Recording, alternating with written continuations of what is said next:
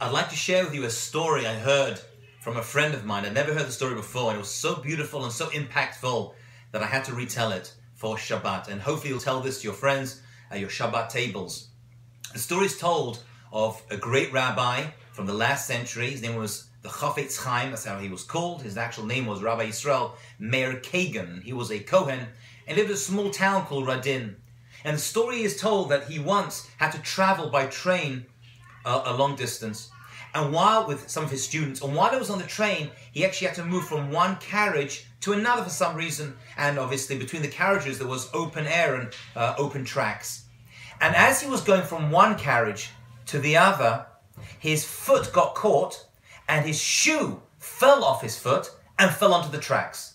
And immediately, he grabbed his other shoe and threw it onto the tracks as well. And then he walked into the next carriage. And one of his students who saw this turned to him and says, "Rabbi, why did you do that? Why would you throw away your other shoe?"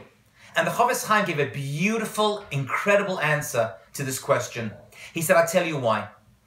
The person who finds that one shoe is only going to have one shoe. And I am also left with one shoe. What am I going to do with one shoe on my foot? Better, the person who finds that one shoe finds another one as well, and at least he has a pair. At least one of us should have a pair of shoes because mine was lost." And I think this is a beautiful metaphor that everyone can connect to in some way or another, because all of us are expected at some point of our lives to go overboard in terms of our care and concern for others. And sometimes along the way, during life, we lose a shoe. However, at those moments, we have the opportunity to discard the other shoe of life to help someone else achieve completeness. And through acts of connection and acts of kindness and charity like that, at least we can bring love and tzedakah, charity, to the rest of the world. Shabbat Shalom.